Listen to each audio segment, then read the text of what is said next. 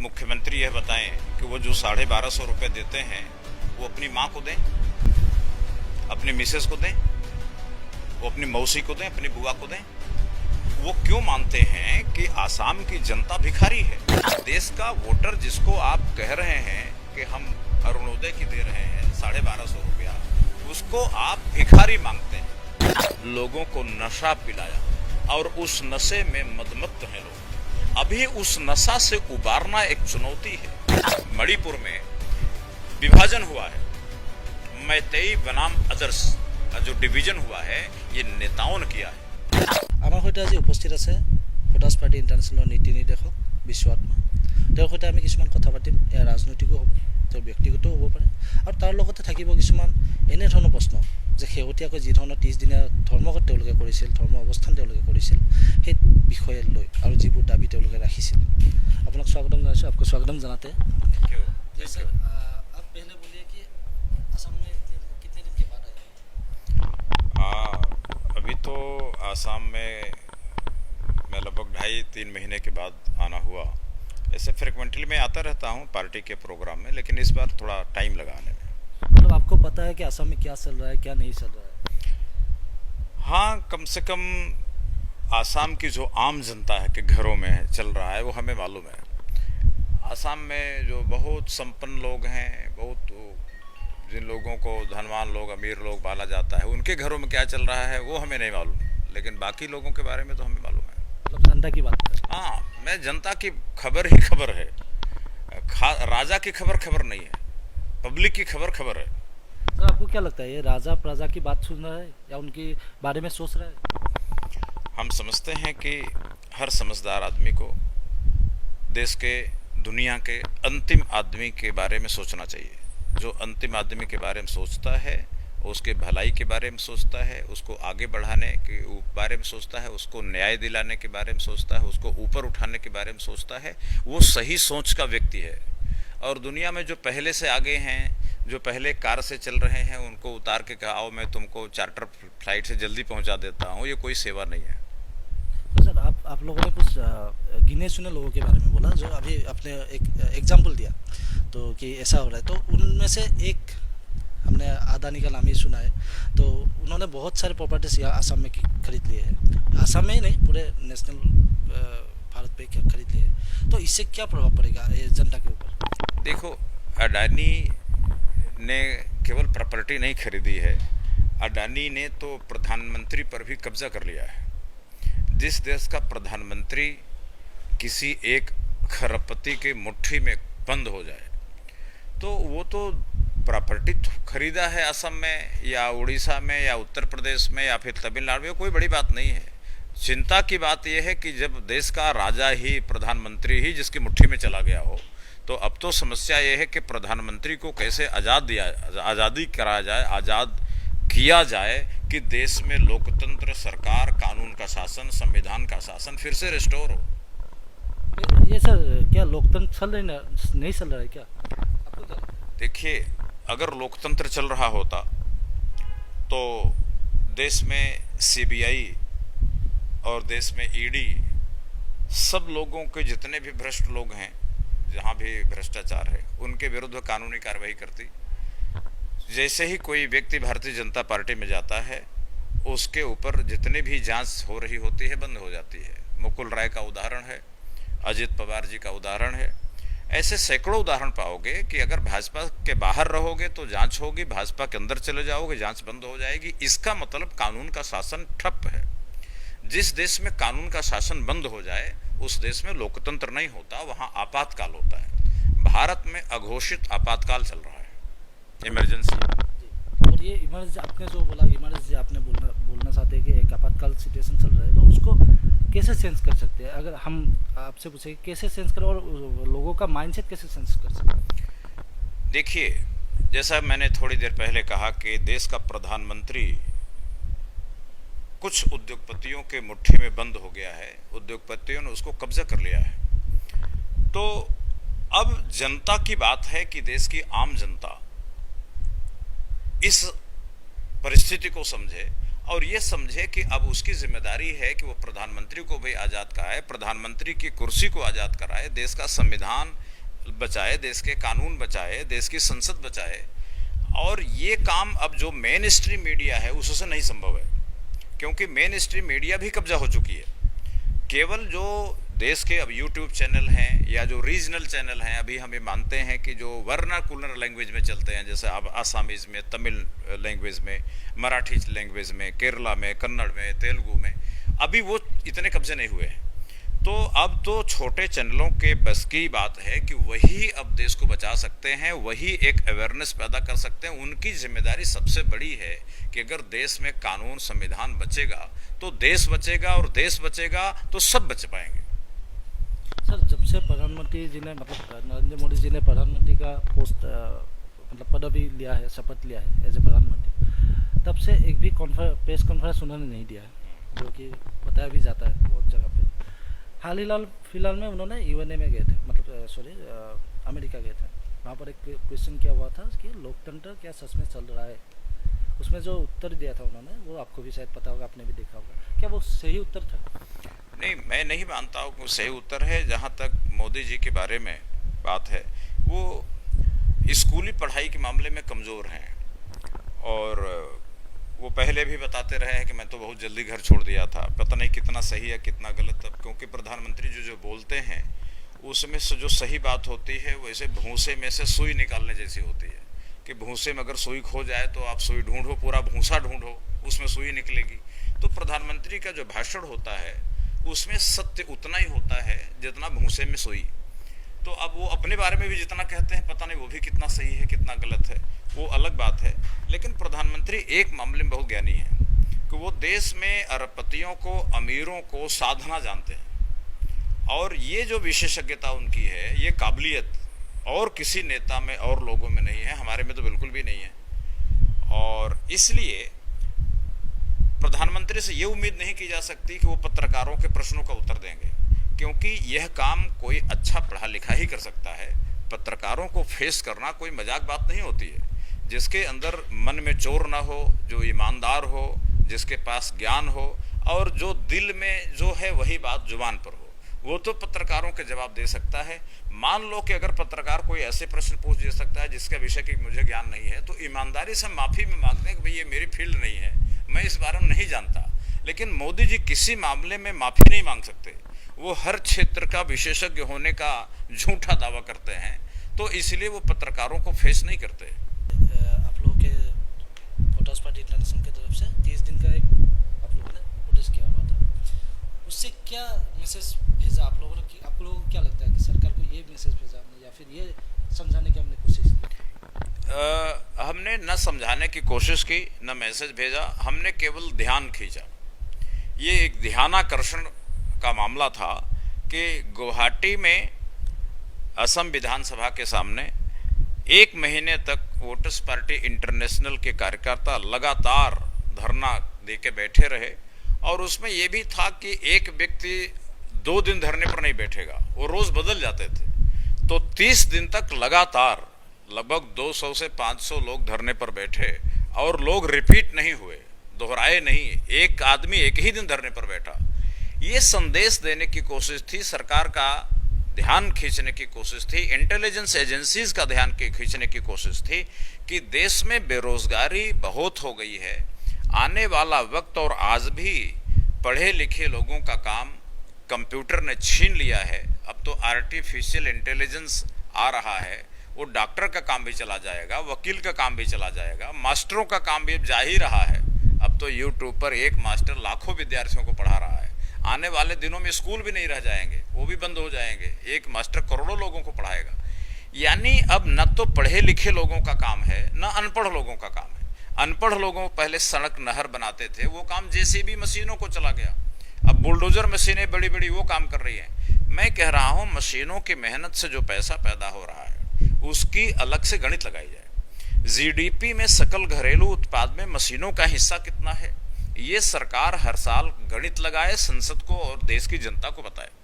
इसी प्रकार प्राकृतिक संसाधन है, देश में बारिश होती है उस पर नोट छपती है, देश के जंगल में लकड़ियां हैं, फल हैं, उनसे नोट छपती है, समंदर में मछलियां हैं तमाम है उससे नोट छपती है। जंगल धरती के अंदर खनिज पदार्थ हैं, लोहा है, सोना है, अभ्रक है, मैग्नीज है, उससे नोट छपती है। तो ये जो प्राकृतिक चीजें हैं ये तो फ्री में मिली है। तो ये जो फ्री में मिली चीजें हैं, मशीन ने बेरोजगार करके लोगों को पैसा कमाया, ये पैसा गणित लगा के लोगों को बिना शर्त उनके खाते में दे दिया जाए। ये पैसा लोगों के पास पहुंचेगा तो लोगों के दिमाग में ऊर्जा आएगी और वो लोग उत्पादक हो जाएंगे। जैसे कि ऋग्वेद के जमाने में था। ऋग्वेद के जमाने में, वैदिक काल में, व्यक्ति को पेट भरने के लिए परिश्रम करने की शर्त नहीं थी। उस समय कंदमूल फल इतने ज्यादा थे कि लोग खाते थे और चिंतन करते थे। जितने बड़े बड़े चिंतन पैदा हुए वो उसी काल में पैदा हुए। इसलिए एक बार फिर से एक ऐसा समाज पैदा होना चाहिए जिसके ऊपर ये शर्त ना हो कि तुम अगर काम नहीं करोगे, काम मतलब दूसरे के आदेश, अपने आदेश के काम को काम नहीं माना जाता। दूसरे धन रखने वाले के आदेश को नहीं मानोगे तो तुम भूखे मर जाओगे।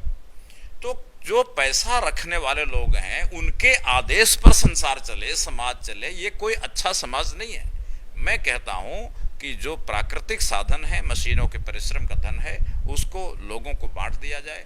हम लोग इसको वोटरशिप कहते हैं, वोटरशिप अधिकार।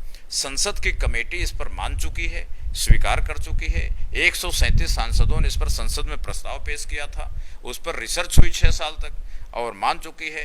अगर सरकार यह कानून बना दे तो देश के हर वोटर के घर में, उसके खाते में 8,000 रुपया जा सकता है। 5 वोटर हैं तो 40,000 रुपया हर परिवार में जा सकता है। सभी परिवार आराम से खाएंगे पिएंगे तो देश में मांग बढ़ेगी। मांग बढ़ेगी तो उत्पादन होएगा, फैक्ट्री लगेंगे, मिल कारखाने लगेंगे तो और रोजगार पैदा होगा। अगर आप पैसा सिकोड़ करके, समेट करके अंबानी अडानी के घर में डाल देंगे तो देश में न तो रोजगार फैलेगा, विकास होगा, बिना रोजगार के विकास होगा। आज रोजगार विहीन विकास हो रहा है।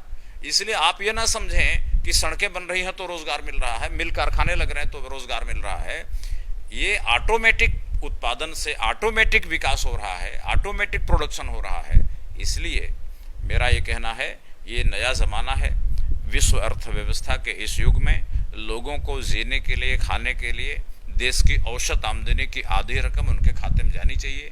जो बाकी आधी रकम बचती है उसमें मेहनत करने वालों को, बुद्धिमान लोगों को इंसेंटिव दिया जाए, विकास के लिए पैसे खर्च किए जाएं। यानी विकास का काम बुद्धिमान लोगों को इंसेंटिव देने का काम और परिश्रमी लोगों को इंसेंटिव देने का काम। लोगों के कपड़े उतरवा के न दिया जाए, उनकी रोटी छीन के न दिया जाए, उनके घर और मकान छीन करके न दिया जाए। अगर लोगों के घर नहीं रहेंगे, लोग खाना नहीं खा पाएंगे, लोग कपड़े नहीं पहन पाएंगे, लोग बीमार होंगे, इलाज नहीं करा पाएंगे। बहुसंख्यक समाज, 80% जनता मर रही है, भूखों मर रही है। तो ये कौन सा लोकतंत्र है? और फिर इस विकास का करें का? अगर विकास केवल 3% लोगों के घरों में जा रहा है, वही विकास हो रहा है, तो बाकी लोग इस विकास के मॉडल का समर्थन क्यों करें? इसलिए मेरा कहना है, विकास के बारे में एक सम्यक दृष्टि पैदा होनी चाहिए। वोटर्स पार्टी इंटरनेशनल और विश्व परिवर्तन मिशन से जुड़े तमाम संगठन उस सम्यक दृष्टि पर काम कर रहे हैं और उनके पास हर समस्या का इलाज है। चाहे बेरोजगारी हो, चाहे गरीबी हो, चाहे अंतर्राष्ट्रीय युद्ध की परिस्थितियां हो, दंगे फसाद हो, सांप्रदायिक तनाव हो, हर चीज का समाधान वोटर्स पार्टी इंटरनेशनल ने निकाला हुआ है। और इसके लिए इसने लगभग 1 लाख कैडर प्रशिक्षित करके पिछले 8-9 सालों में तैयार किया है। हमारा ये काम जारी है। आने वाले दिन में हमें पूरी उम्मीद है कि आज जैसे आसाम के लोगों ने समझा, अन्य प्रदेशों के लोग भी इस बात को समझेंगे और वोटर्स पार्टी इंटरनेशनल भारत को बचा लेगी, जो भारत एक बड़े खतरे की तरफ जा रहा है। अभी आपने जो बोला कि एम्प्लॉयमेंट का प्रॉब्लम है, तो हाल फिलहाल में हम असम की बात करें, क्योंकि आप लोगों का प्रोटेस्ट भी असम में ही था। तो असम के सीएम ने बोला कि हमने 1 लाख युवाओं को नौकरी दी, पहली बात। दूसरी बात, आप बोल रहे थे कि एक अगर आदमी 5 आदमी हो तो 40,000 रुपये वो फिलहाल आप लोग उसके लिए लड़ रहे हैं। लेकिन असम की तो सीएम बोल रहे हैं कि हम तो अरुणोदय के थ्रू या वो स्कीम के थ्रू हम पैसे दे रहे हैं। रिसेंटली उन्होंने एक भाषण में बोला कि हम एक ही दिन में 40 लाख लोगों को अरुणोदय के एंट्री कराएंगे, रजिस्ट्रेशन कराएंगे। तो वो भी तो सर दे रहे हैं। तो आपको क्या लगता है कि वो नहीं दे रहे हैं क्या? मैं कहता कहता हूं कि 8,000 रुपये दिए मिलना चाहिए तो उसकी गणित है। देश में औसत आमदनी की आधी रकम हम मांगते हैं, हम भीख नहीं मांगते। हमें मुख्यमंत्री यह बताएं कि वो जो 1250 रुपये देते हैं वो अपनी माँ को दें, अपनी मिसेस को दें, वो अपनी मौसी को दें, अपनी बुआ को दें। वो क्यों मानते हैं कि आसाम की जनता भिखारी है, हम उसको 1250 रुपये देंगे, 1250 रुपये में कौन सा खर्चा चलेगा? और क्या ये उनका हक है? क्या अगर हक है तो उसकी गणित बताएं कि इस गणित के हिसाब से उनका रकम, इनका हिस्सा, इनका शेयर केवल 1250 आता है। मुझे बता दें, मैं तो 8,000 रुपये गणित बताने को तैयार हूं। मैंने पार्लियामेंट को गणित बताई है। तो इसलिए देश का वोटर जिसको आप कह रहे हैं कि हम अरुणोदय की दे रहे हैं 1250 रुपया, उसको आप भिखारी मांगते हैं, आप उसको कोई प्रजा मानते हैं, कोई मजदूर मांगे पराया मानते हैं। अपनी पत्नी को, अपनी माँ को तो आप 12 लाख देना चाहेंगे, लेकिन जब प्रजा का सवाल आएगा तो उसको आप 1200 देना चाहेंगे। मतलब आप राजा हैं, बाकी लोग प्रजा हैं। आप मालिक हो, बाकी लोग नौकर हैं। आप बहुत बड़े आदमी हो, बाकी लोग छोटे हैं। आप इंसान हो, बाकी लोग जानवर जैसे हैं। जैसे किसान है, धान पैदा करता है बैलों की मेहनत पर, लेकिन जब धान पैदा हो जाता है तो खुद गोल गोल पीठा बना के खाता है और बैलों को पुआल दे देता है। तो आप आसाम के लोगों को बैल मानते हैं, वो 1200 रुपये के पुआल दे रहे हैं। वो पुआल भी तब देना शुरू किए हैं जब वोटर्स पार्टी इंटरनेशनल ने आसाम में हल्ला मचाया, आंदोलन किया। जब आप देखें कि अगर हम लोगों को पैसा नहीं देंगे तो मुसीबत होगी, तो वोटर्स पार्टी इंटरनेशनल के दबाव में आप 1200 रुपये दे रहे हैं। आप ये कहिए कि 3,000 रुपये आप दीजिए, मतलब आसाम सरकार, और विधानसभा से प्रस्ताव पास करके एक लेटर आप सेंट्रल गवर्नमेंट को लिखिए कि भाई बाकी जो 3,000 के अलावा 5,000 है वो आप दीजिए, क्योंकि सेंट्रल गवर्नमेंट पर टैक्स ज़्यादा होता है। तो आप ईमानदारी से वोटरशिप की बात करिए। अगर आप ये बात ना करेंगे तो जिनको आप बैल मान रहे हैं, जिनको जानवर मान रहे हैं, जिनको आप प्रजा मान रहे हैं, जिनको आप मजदूर मान रहे हो, जिनको आप नीच मान रहे हो और अपने को ऊंच मान रहे हैं, ये नीचे लोग आज पैरों में हैं, लेकिन ये ऊंचे कभी आंधी आएगी तो आंखों में पड़ जाएंगे और आंखें मलते रह जाएंगे, आप आंखें अंधी हो जाएंगी।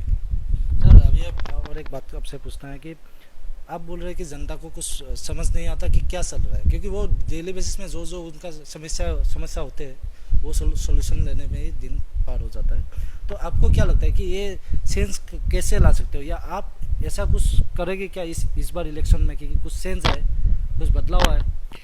देखिए, आपका सवाल दरअसल लोकतंत्र के ढांचे से संबंधित है।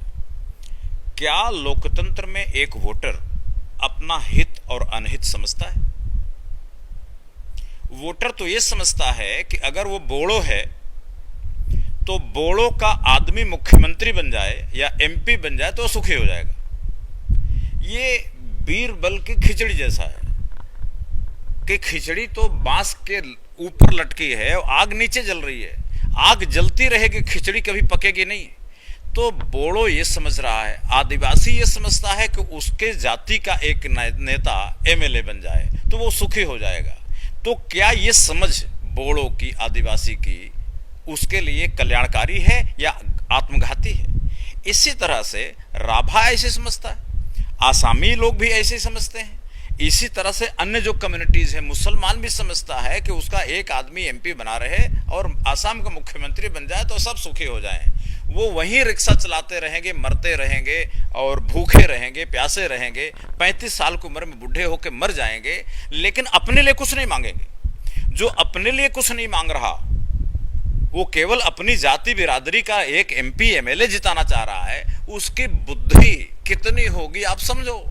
और ये केवल आसाम में नहीं है, उत्तर प्रदेश में भी ऐसा ही है कि यादव अपने लिए कुछ नहीं मांगता, उसकी जाति का एक आदमी मुख्यमंत्री बन जाए बस वो सुखी हो जाएगा।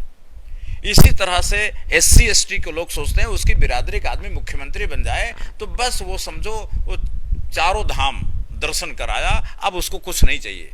तो जब वोटर इतना नासमझ है, वोटर अपने पैरों पे कुल्हाड़ी मार रहा, और ये कुल्हाड़ी मारना नेताओं ने सिखाया है, सिखाया। वोटर को ये समझ कहां से पैदा हुई कि तुम्हारी जाति का एमपी बनेगा, तुम्हारी जाति का एमएलए बनेगा, तुम्हारी जाति का मुख्यमंत्री बनेगा, प्रधानमंत्री बनेगा तो तुम सुखी हो जाओगे। ये किसने सिखाया है? ये तोते की तरह नेताओं ने ही रटाया है अपने फायदे के लिए, कि मेरे घर में अगर गाड़ी आएगी तो तुम उस गाड़ी को देख के खुश होना।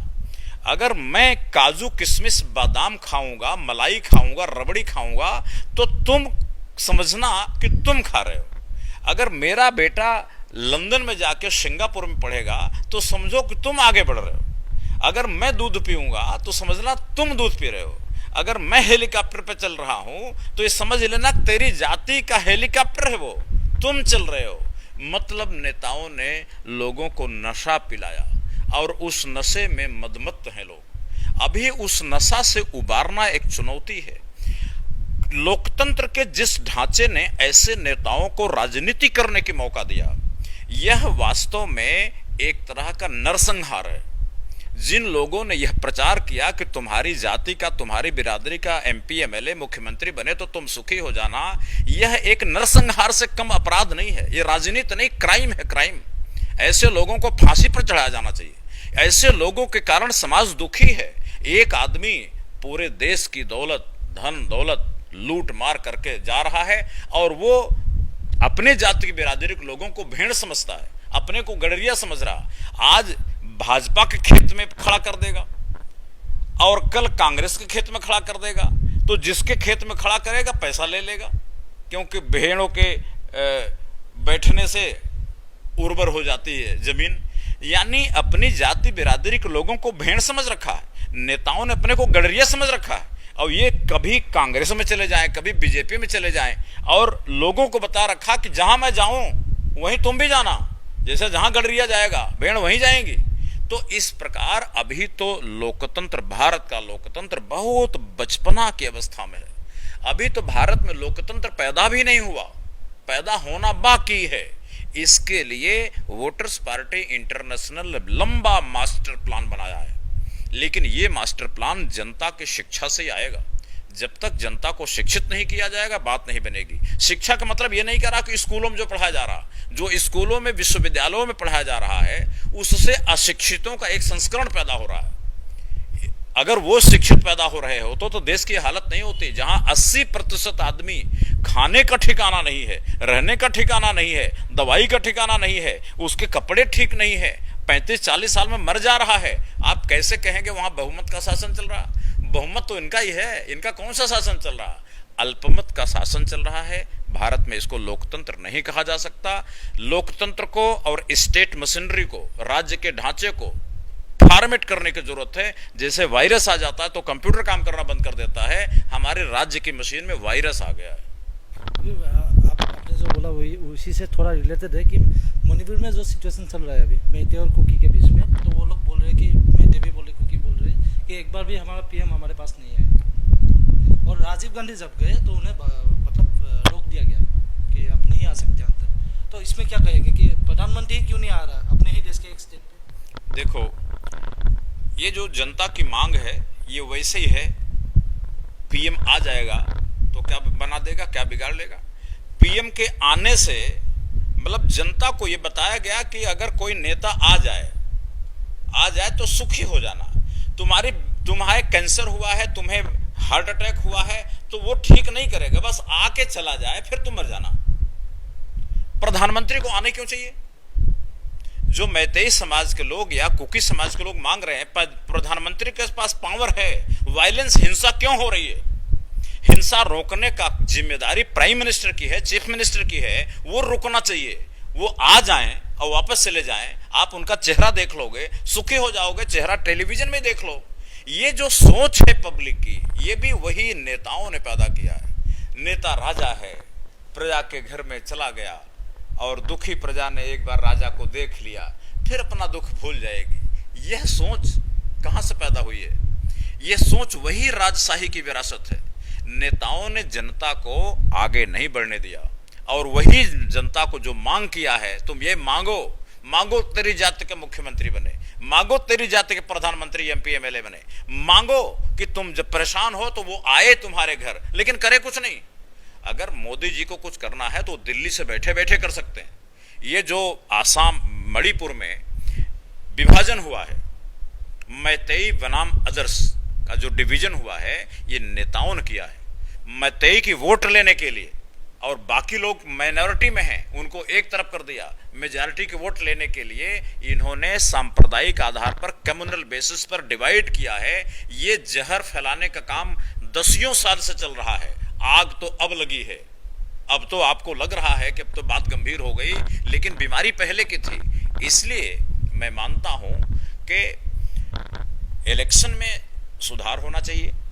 जो हमारे इलेक्टोरल सिस्टम है, 30% वोट, 20%, 25% वोट लेकर कोई एमपी बनता है, एमएलए बनता है, सरकार बना लेता है। बाकी 75% लोग आपके खिलाफ हैं। ये काहे का लोकतंत्र है? इसलिए 51% जब तक वोट किसी को ना मिल जाए, वो व्यक्ति जीता हुआ नहीं माना जाना चाहिए। 51% वोट जब तक न मिल जाए, वो पार्टी जीती हुई नहीं मानी जानी चाहिए। पहला तो एक लाइन का सुधार ये जब तक नहीं होगा, तब तक समाज में आग लगाने का काम नेता लोग करते रहेंगे और उनको ये प्रेरणा इलेक्शन सिस्टम ही देता है। इलेक्शन सिस्टम में सुधार होना चाहिए। लोगों को कई तरह के वोट के अधिकार मिलना चाहिए। उनको अपने प्रदेश में मुख्यमंत्री चुनने का अधिकार है, उनको देश में प्रधानमंत्री चुनने का अधिकार है। उन्हें भारत के दक्षिण पड़ोसी देशों में, भारत, पाकिस्तान, नेपाल, भूटान, सब देशों को मिला करके उसका साझा प्रधानमंत्री चुनने का भी अधिकार मिलना चाहिए। उन्हें पूरे संसार का प्रधानमंत्री भी चुनने का अधिकार मिलना चाहिए। ये वैश्विक जमाना है, ग्लोबलाइजेशन जमाना है। आज हमारी अर्थव्यवस्था ग्लोबल हो चुकी, पूरी दुनिया, अमेरिका का असर हमारे ऊपर पड़ रहा है, लेकिन हमारा कंट्रोल वहां नहीं है। इसलिए चुनाव प्रणाली में, राज्य की मशीनरी में, संसदीय व्यवस्था में भारी सुधार की जरूरत है। इसलिए पुरानी जो पॉलिटिकल पार्टियां थी, जो जाति पर काम करती थी, धर्म पर काम करती थी, वो देश के लिए जहर बन गई हैं। इन पार्टियों को जितनी जल्दी लोग उठा के फेंक देंगे, उतनी जल्दी उनकी जान बचेगी, अन्यथा ये पार्टियां लोगों की जान ले लेंगी। अभी अगले इलेक्शन में आपका क्या इरादा है कि आपके फोटस पार्टी के तरफ से कोई उम्मीदवार खड़ा होगा क्या? देखिए, हमने सबसे पहले भारत की संसद में सैकड़ों सांसदों को समझाया, लगभग 450 सांसदों को समझाया कि भाई ये सुधार जरूरी है, आप कर दो। और सांसद मान भी गए, लेकिन उनकी पार्टियों के अध्यक्ष नहीं माने। और उन्होंने कहा साहब हम इसलिए नहीं मान रहे क्योंकि हमें चंदा देने वाले इसके लिए तैयार नहीं है। यानी पार्टियों के जो सांसद हैं, विधायक हैं, वो पार्टी अध्यक्षों के खूंटे के बंधे हुए बैल हैं।